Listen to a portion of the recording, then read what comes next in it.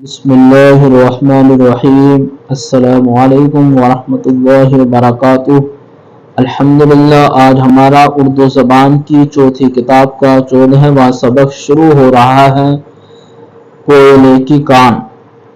بعض ملکوں میں کان کھود کر ایک قسم کا کوئلہ نکالا جاتا ہے جو پتھر کا کوئلہ مشہور ہے، لیکن حقیقت میں وہ پتھر نہیں بلکہ نباتات کی قسم سے ہے۔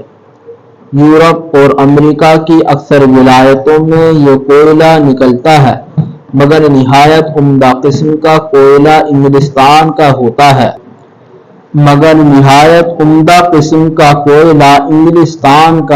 ہے۔ انگلستان کے لیے اس کوئلے کی کان گویا دولت کی کان ہے۔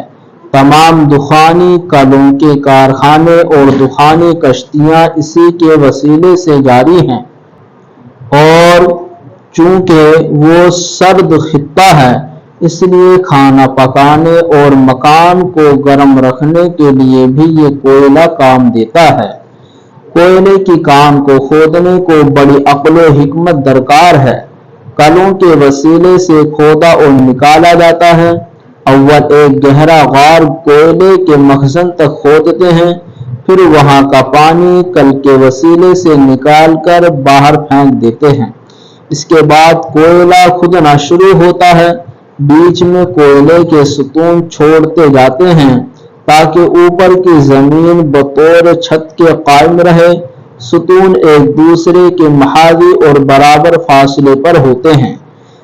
جب دور تک اندر ہی اندر کان کھد جاتی ہے تو نہایت خوبصورت گھر کے مانند معلوم ہوتی ہے۔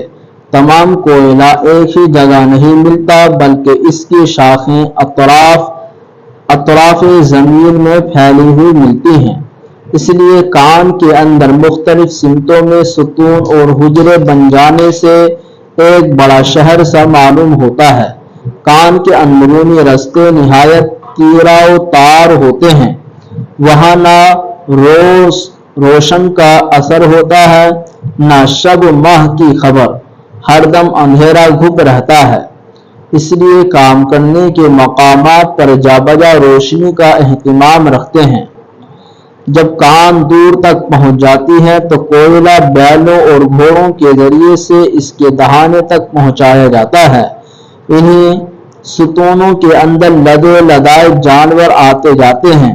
زمین کے نیچے ہی گھوڑے بیلوں کے لیے استبل اور تھان بناتے اور وہیں ان کے لیے دانہ چارہ پہنچاتے ہیں۔ صرف ہفتے کے روز جانوروں کو تعطیل ملتی ہے۔